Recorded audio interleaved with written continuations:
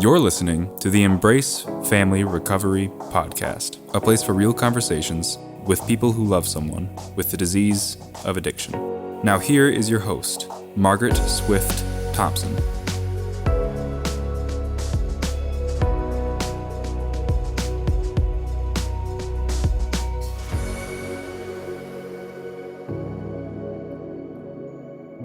Welcome back.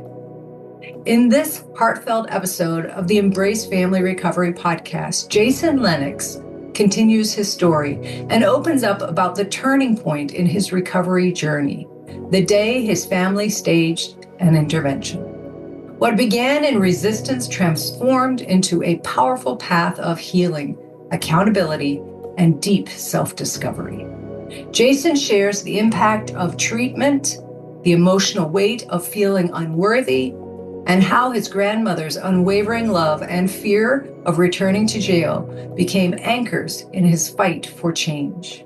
He reflects on rebuilding trust, especially with his son, and how recovery has given him a life more meaningful than he ever believed possible.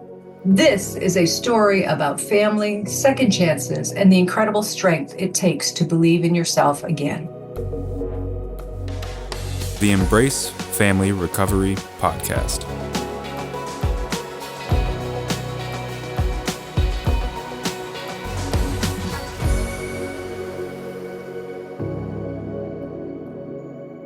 There are families who want to do interventions, who fear with.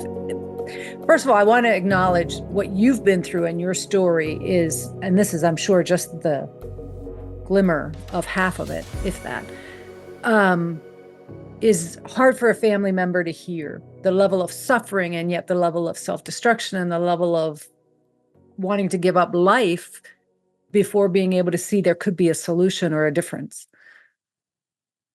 The courage it takes for a family to do an intervention is always underestimated, because they walk into a room knowing that if this intervention does not go the way that they hope, which is that you will answer in the affirmative of, yes, I'll take help, then they have some really hard consequences, boundaries to adhere to that are terrifying them. Many families walk into those interventions thinking they will not have a relationship with their identified person again. They fear volatility, they feel being rejected, they fear everything. So your family gets together and they do this, and probably the worst case scenario for them happened. And you blew it off, stormed out, did whatever you did, and refused the help.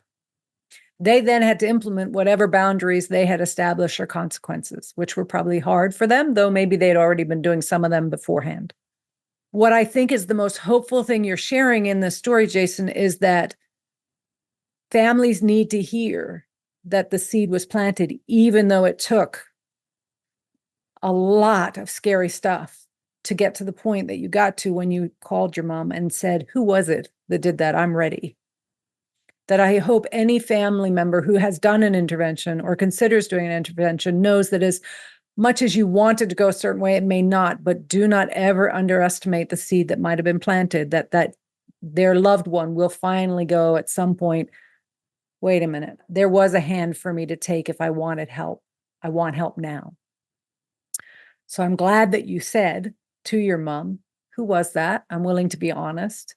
What'd your mom say? I mean, she probably jumped at the opportunity. And I just want to reflect and just share a little bit about what you said, because there's something important in there. And that's by the time we get to a place where we're thinking about doing an intervention on somebody, things are probably pretty bad. And of course, it can always get worse, but I just look back at that and I think maybe my family was thinking, it can't get much worse. He's killing himself here. So the worst case scenario is we do this, it doesn't go well. We don't hear from him. We don't see him. There are some things that did come from that I never got to repair. But it can't really go south any further, right? And so in taking that chance, and I'm grateful that they did. So yes, a year and a half goes by. I didn't really see a lot of them, for many months, and maybe even that entire time. But again, when I was suffering so badly, I remembered who that was. Her name was Liz, and I called my mom, and so she, of course, got her in there. I think she was in 2 days later. Wow. And I walked into the room, and I just kind of broke down, and she had actually done several assessments on me because I had a long history of these problems. And I said, I'm so sorry. And I broke down and I said, I'm going to tell you the truth. And I want to just tell you all these things. I don't know what it was, but I just let it all out because I was in so much pain that I'm like, there's got to be something different. And again, I didn't believe there was anything different, like sustainable, long-term, Right. different kind of life. Right. I've been living this life for so long. I know that it's not possible. Nonetheless, had the conversation. We went to court. So I met with her on a Wednesday. She said, I'm not worried about any of that. What I'm worried about is getting you help now. We're going to get you in, see if we can get you in front of a judge. I'm going to find you a bed. We're going to do this. And that's what she did. And the next day, actually, we were in front of the judge and they made their recommendation. And to my surprise, the judge said, do you have a way to get there? And my mom was there and said, I will drive him right now. It's a half hour from here, but I will take him right now. And the judge, said, all right, you're going to be transferred. You will need to come back and we will, you'll still be property of the jail essentially. And we'll deal with this, but go and do something that's going to help your case a little bit. They got me down into a treatment program in southern Minnesota. And, that was kind of the beginning. And I was so fortunate that, it was a one and done up until this point, one and done that I went. And again, I think the expediency of the way in which my addiction progressed, I didn't have anything. I didn't have any questions. I told you 3 years before I knew this thing had me beat. So I wasn't pretending or trying to take an alternative path. I just knew I was doomed. There's a lot of hope in that for our families listening. The ones that are out there thinking, first of all, to hear you could be one and done with just the little you've shared of how out of control your use was and the consequences you experienced. When you finished treatment, were you done with the legal system or did you face legal parts as well? I was still on probation. I had gone to court while I was in treatment still. And, to my surprise, there were some recommendations from my probation officer, from the prosecutor, to revoke the stay of adjudication. I had a felony and they'd given me a deal where that felony would be wiped away if I could complete probation successfully. And they knew I was in treatment. They acknowledged that I was doing some things well, but they said, this guy's been running for almost a year. He was picked up with more drugs, 11 probation violations. This is his history. He continues to run and not listen to what we're saying. He needs some consequence. And the judge asked me, and I said, I'm not here to beg and plead anymore. You guys have given me so many chances. I think I understand a little bit about why I did what I did. And I'm hopeful that, that journey is over and that I'm on a new path. And you know very well what that felony does to me and my future. But again, this is about my 12th chance. So I'm just here to take ownership. And, he said, well, let's not ruin it quite yet. You finish treatment. If you do that well, finish out your probation and we're going to keep the terms as they are. And so I did that. And it was about 6 months after I got out of treatment that I got a surprise early release letter from the probation office. And wow, miracle that I walked away from that. Higher power working in your life. So I know I can just hear the families out there listening, thinking, so I'm going to ask what I think they would ask. Were you in treatment for a considerable amount of time? Did you step down into continuing care? Because that's a lot of a struggle for people. They'll go for the treatment. They'll fight for the outpatient instead of the inpatient. What was your treatment process? Was it inpatient? Yeah. So I went to the residential program for about 30 days. And again, in a transfer from the jail, a place that just absolutely broke me every time I went there. I was in and out of that place. But I went to that residential program for 30 days and they recommended that I go to a halfway house. And again, anything was better than that jail cell. And I knew that's where I had to return to. So I was motivated by that. And early in my recovery, one of the things I was mentioning about the intervention is it was at my grandma's house. She really was an angel in our lives as kids because we spent a lot of time there. it was a kind of a safe retreat from everyday life. And it was at her house that we did this intervention. And she was just like begging for her grandson to come back. And so when I left there, not only her, but the entire family I was saying things that were not appropriate to share. And it just so happened that she had gotten sick about a year later. And I had actually remember calling into work several times saying, I got to go see my grandma. She's not doing well. I never made it. And so a week into my residential program, my mom and my uncle came to visit, and I knew that something was going on because it wasn't visiting day. And they said, yeah, I'm sorry, she's gone. So I that was the last time I saw her, was the intervention, the things I said to her, and I never got a chance to repair that. Well, I did get to write her a letter, a Christmas card, and I said, did she at least get to read it? I was really broken. And she said, she couldn't read, but we read it to her. And she could hear. She knew, like she acknowledged, and she knew you were here. And then she passed the next day. So it's just like, they're like, she got what she was waiting for.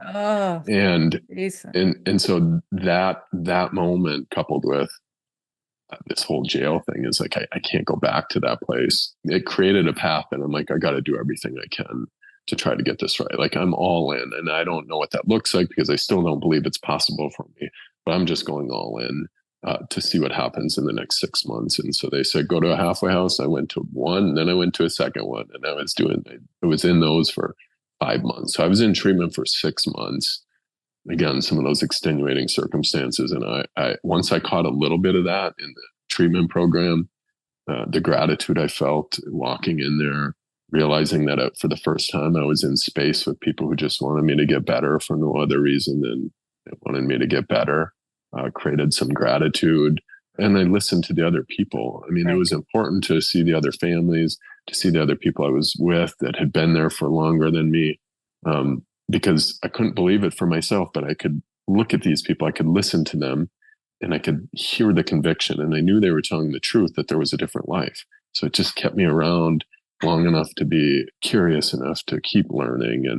And so 6 months of that. And then when I was leaving treatment, I didn't have a place to go really. And I was still homeless. I didn't have a car. I had just gotten a job, had a whole bunch of legal, a whole bunch of financial. I couldn't get a place rented to me. So a family I met in recovery, one of my sponsors and his wife said, you can come stay with us and live in the basement. Just do it until you get on your feet. And I really just wanted my own place. And 11th hour, I had to leave the treatment program. They just ran out of funding. I went and stayed in the basement. And then this was a new family. This was a family in recovery, and just like a bonus set of parents that took me in and showed me this is how we do life, and this is how recovery works, and showed me a different kind of love. And it just was a blessing. So I would almost consider that a continuation of treatment, though they weren't clinical services. I was just in a safe environment for the better part of a year. Like taking a page out of the original manuscript of the Big Book when they would bring people into their home. That's what your sponsor did for you. It's beautiful. Yeah. This podcast is made possible by listeners like you. Hi, everyone. I am Margaret Swift Thompson of the Embrace Family Recovery podcast. I wanted to jump on in this bumper and just share how grateful I am that each and every one of you has chosen to listen, review, share this podcast. My intention is that anyone impacted by the family disease of addiction will get the opportunity to feel less alone and understand more about their journey and the disease with which they grapple one day at a time. If you would be so kind as to follow, subscribe, whether it be to the podcast platform or YouTube, if you would share with at least 3 friends this episode or any episode of the podcast. And also, if you have not written a review of the value you get from this podcast, please do so. That means so much to me and helps more people out there who won't know about this podcast without us doing this get an opportunity to find the support they so deserve. I appreciate you, and I thank you. Take care of you. You're listening to the Embrace Family Recovery podcast. Can you relate to what you're hearing? Never miss a show by hitting the subscribe button. Now back to the show. An observation of something you shared that I want to touch back to. And I don't know that you'll have an answer to this because I'm trying to reflect, if I was asked this, would I have an answer? Because I relate to not believing it was possible for me when I walked into the rooms. The love of your grandma, who was very sacred to you and your family, was not enough to propel you to that desperation of something different.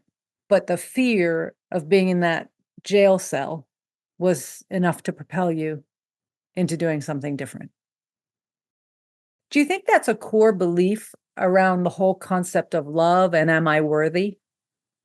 Yeah, I think there's definitely like a worthiness component of the conversation that puts up huge barriers. The people who tried, and again, like what I always say, the two things that I was afflicted with most were just my thoughts and everything that I thought about all the time, and I couldn't shut this thing off. And sometimes still can't, but at least it's used in good ways. But then inside my heart, I mean, that's where it hurt the most. So the things, and experiencing what I experienced with my family and hearing from them and just hearing the pain and knowing. And, I wake up every day and I come back to reality and I know the people I've hurt. There's a sense of what I'm doing. And that hurts so much that all I do is go back to the thing that creates it. And I don't feel like, why are they still fighting for me? I can't even fight for me anymore. I don't think this is possible. Why would anybody else expend energy on this? This is how I'm going to die. Like, just let it happen. Let's let it happen. So there is a worthiness component of that for sure, where maybe I can't even accept that, because when I did get to treatment, I said, I started to experience this love. I told you, the people who just cared about me. Right. I'm certain I had plenty of that throughout my upbringing. I didn't know how to experience it. Right. And that was the distinction there. And not because they weren't loving. It sounds like it's because of the thinking and the feeling that you carried in you well before you ever engaged in using chemicals. Yes. And the chemicals good fed enough. off of that in a really powerful and persuasive way and gave you something you hadn't felt, which is really hard to give up. And, Jim Atkins, who was one of my mentors in Hazelden, where I worked for a very long time, used to do that lecture, and he was a meth addict. And he would do the lecture of that first use and that feeling. And then you'd go ahead and use again, get a little closer, but not all the way to that point. And then eventually you're getting to try and get to normal. You're using to try to get to normal. And even when you're trying to get to normal, that's then compounded with the self-loathing when seeing the people one loves being hurt. That takes it down again. And then I'm got to go use to escape that feeling, which makes it even. And it's nobody's fault. And I think that's so important to say over and over again. This is a no-fault illness. You are not at fault, because any one of us could be addicted. We don't know. And most of us experiment with something at some stage in our life. And it's not your loved one's fault. Do you feel you're clear about that too in your own recovery, that it's not someone else's fault and it's not your fault? Yeah, there's a distinction between fault and responsibility, and I think, I look at it like I have a responsibility to take care of now righting the ship. Once I have the tool, and I need tools, I need people to help me with that. Yeah. And so I'm not escaping the fault, or I'm not excusing any of the behaviors. But this was a disease, and that took me out, and it took me a long time. And again, I was into my own recovery. This is an interesting moment of revelation where I was working with a sponsor, and we were going through the fifth step. And we got to the point where he's like, okay, let's start with your resentments. And number one on my list was my dad. And he said, okay, why are you mad at your dad? Well, he had life and his kids, or he had drugs and alcohol. And of course, he's gone. This is what he picked. This is what he chose. I'm in recovery, having gone through all this sense of no, I don't have a choice in the matter. But I'm still thinking this because I'm that sick. That's just where my mind was. And he said, okay, and how about your son? Because at that point I had a 5-year-old son who I had abandoned for the better part of 4 of those years. So I'm going to interject there. Sorry, Jason, I got to do this because I do this to my families a lot. You abandoned was your word. My word is your disease took you from him, kept you hostage from him. And yet I hear that I struggle with that too, that language that still perpetuates somehow I'm just a piece of crap. Yeah. Yeah, the language it's so critical. The language and I'm a huge advocate of trying to always honor and update and use language that makes a difference, because subconsciously, consciously, all that stuff matters. So the abandon, yes, I wasn't in his life for 4 of those years, and I was really sick. And so he said, "Where is your son on your harm done to others list?" And I said, "He's not there." And he said, "So you see what's happening here. You're so upset with the rest of the world and with your own, the resentments that are happening that you can't see. You really can't see that this is what you've done in your own life." And so it really was an eye-opening moment where I really I got that it wasn't a matter of choice. And so that's the fault versus responsibility. Yeah. And I make that clear with a lot of people. And I also make very clear, and this took several years into recovery of other self-development work and just continuing to go through it, where I could get to the point where I can say that of all the things that went on as in my childhood, you know what? I know that my mom, I know that my stepdad, I know that my father, I know that they all did the best that they could do with what they knew at the time. That was a huge moment in my own recovery to give up. Well, I felt this way and I went through this and I landed there because of this and because of this and because of this. Yeah. That all happened. I love my mom, stepdad dearly. Like, we're really, really close. And I think they're just 2 of the greatest people, and they would do anything. They did what they could with what they had and what they knew. And when I could come to that, to answer your question, I just make that very clear that in the relationships, I take ownership of that. And sometimes maybe people think, well, maybe too much, but you know what? Anytime that I can take ownership over a relationship not feeling good, not feeling complete, I don't care if it's my fault or not. The reality is, if I take that step, we all win anyway. Yeah. Because, we all get that gift of being with each other. So yes, I'm a huge proponent of how do I own my contributions to any relationship and not blame my own upbringings or what other people are doing for any of my path. Yeah. And yeah, it's a freeing way to live. It really is. And boy, blaming others fueled my use for decades. I used at people. Really didn't hurt them. I mean, it did hurt them, but it hurt me way worse. Didn't help me. And I think that one of my resistances to getting help was that it was like get out of jail free card.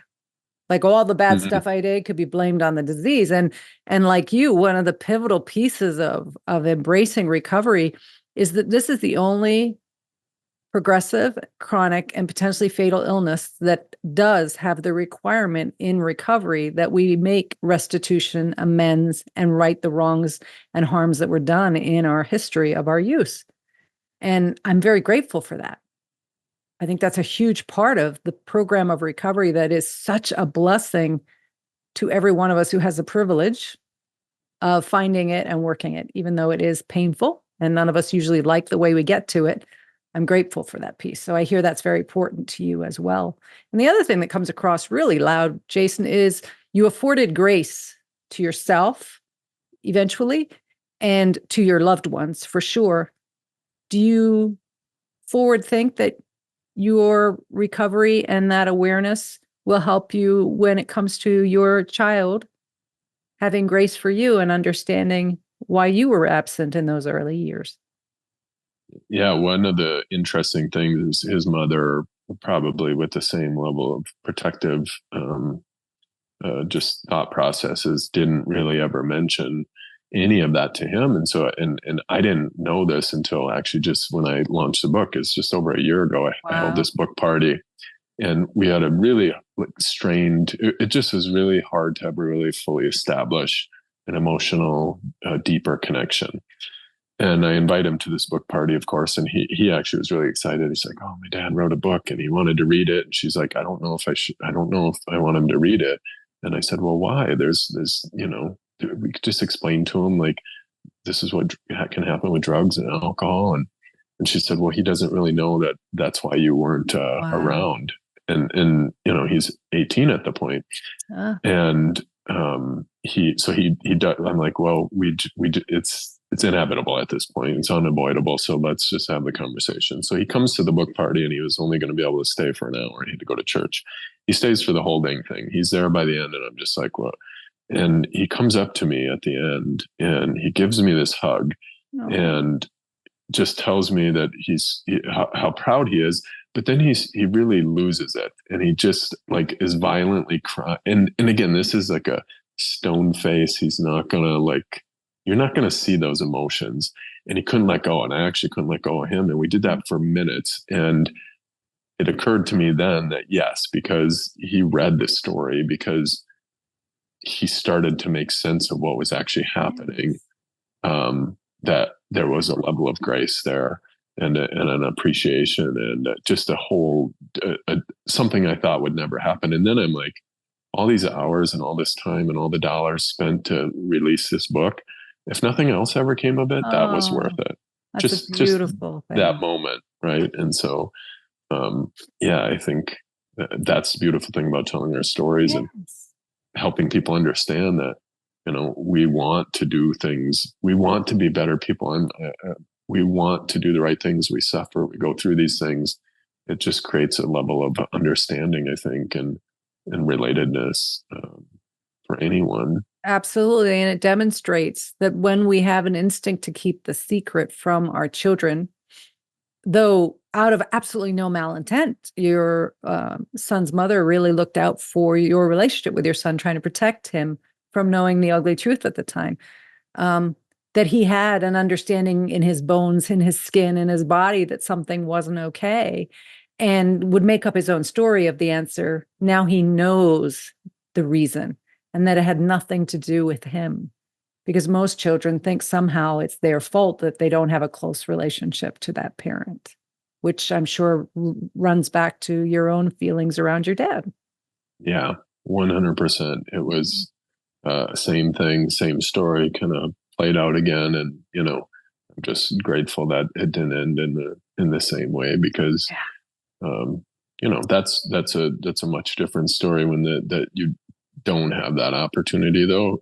Through my aunts and my dad's family, I've gotten to know him so well long after he was gone. And I have gotten to the point where not only is it okay the way that things happen, and not only am I accepting and gracious of that, I truly feel like I'm like it's an honor for me to live out what I know he wanted to live out. I just feel like it's an honor to live in his name, and that's not something I thought for a long time. So it's you live for both of you. Yeah. I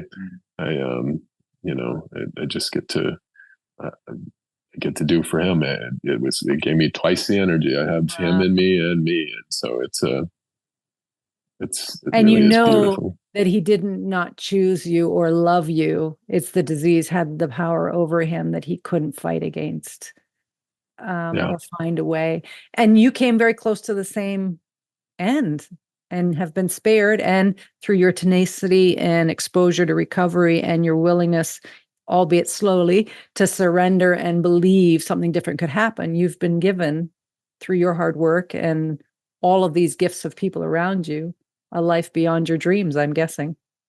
Yeah, like I was the little kid just dreaming of, wanting the girlfriend and the sports and the friends, and then I got that, and this is tenfold. I think. I mean, I could say this in year 5 of my recovery, and I still just say it because I think it's a reflection of perspective. And I say, when I went to treatment, if you would have told me that my biggest problems in my life, after 5 years, after 10 years, after now what's 13 years ago, if you would have told me that the problems I have in my life would be the problems in my life, I would have not only not believed you, but I would have thought there was something wrong with you, and that I wouldn't have even been able to achieve the things that were my problems. So the things that exist as my problems today are not things I could have dreamed of having, let alone have as, my problems. And every year I'm baffled at the continued, and that takes, work, that's growth, and that's being a lifelong learner of this recovery thing, of the people, of the industry, of improving self, mental health, physical health, all aspects of wellness. I never want to stop learning how to improve in those areas, and because of that, life is just it's grown so incredibly much into something that I just think is a brilliant gift. That's what my life is. Wonderful.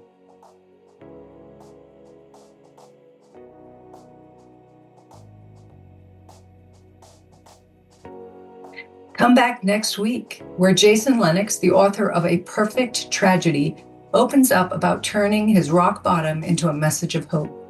Just 6 months into recovery, he began sharing his story and has never stopped.